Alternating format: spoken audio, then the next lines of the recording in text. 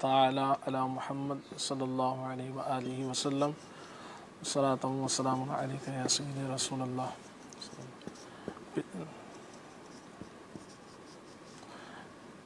اللہ اکبر. پچھلی بار یہ بات ہوئی تھی کہ بعض بچے سوتے میں پیشاب کر دیتے ہیں، بستر گیلا کر دیتے ہیں. تو میں نے عرض کیا تھا کہ انشاءاللہ ایک علاج عرض کر دیا تھا، باقی جو ہے نا ایک علاج اگلے جمعہ کو بھی بیان کیا جائے گا. تو یہ انشاءاللہ میں عرض کر رہا ہوں. تو یہ بچوں کے لیے بھی مفید ہے، اگر بڑے کے ساتھ کسی کے ساتھ ایسا پرابلم ہو تو وہ بھی اس کو اپنے جیسے عمل میں لا سکتے ہیں، اس پر عمل کر سکتے ہیں انشاءاللہ. بڑوں کے ساتھ تو خیر مختلف مسائل ہوتے ہیں. 40 سال کی عمر کے بعد تو عام طور سے لوگوں یعنی کہ بار بار یہ معاملات ہو جاتے ہیں کہ پیشاب بار بار آتا ہے یا پیشاب کی تنگی ہو جاتی ہے، کم آتا ہے، کسی کو زیادہ آتا ہے. تو یہ خاص طور سے بچوں کے لیے انشاءاللہ مفید رہے گا. بڑے بھی چاہیں تو اس کو استعمال کر سکتے ہیں. اس کے اندر 4 چیزیں ہیں. نمبر 1 رال سفید. رال سفید یہ پتھر کی طرح ہوتی ہے. یہ وہ رال نہیں ہے جیسے جو منہ سے نکلتی ہے، یہ ذہن میں رہے. کہیں سمجھیں کہ یہ پتہ نہیں کون سی رال کی بات کر رہے ہیں. یہ ایک پتھر کی طرح ہوتا ہے، تو وہ چیز ہے. اور دوسری چیز ہے اس کے اندر کندر.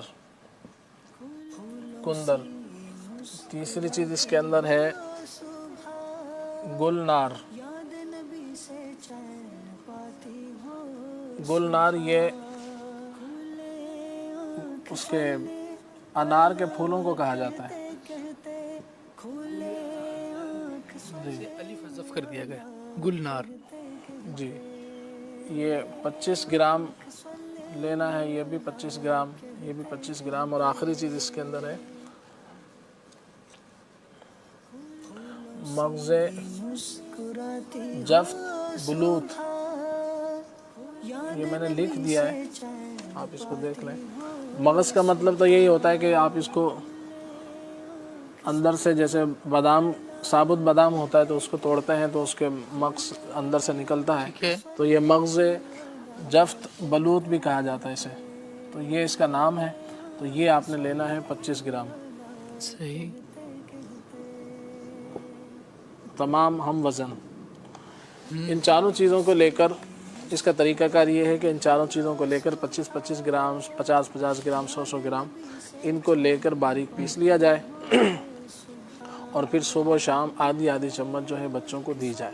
صحیح. تو اللہ نے چاہا تو انشاءاللہ کچھ عرصے کے اندر مثانے کی جو کمزوری ہوگی، یعنی کہ اصل ہے سبب پر غور ہونا چاہیے کہ سبب یہ بچے جو پیشاب کر دیتے ہیں تو ان کا عام طور سے سبب یہی ہوتا ہے کہ ان کے مثانے کی کمزوری ہوتی ہے. تو انشاءاللہ عز و جل اس سے فائدہ حاصل ہوگا. اور دوسرا یہ کہ ایسے بچوں کو پاپڑ، چپس وغیرہ یا زیادہ چائے اور چاول وغیرہ سے پرہیز کروایا جائے تو انشاءاللہ جلدی فائدہ ہوگا. صلو علی الحبیب صلی اللہ تعالی علی محمد صلی اللہ علیہ وسلم. صلی اللہ تعالی علیہ وسلم.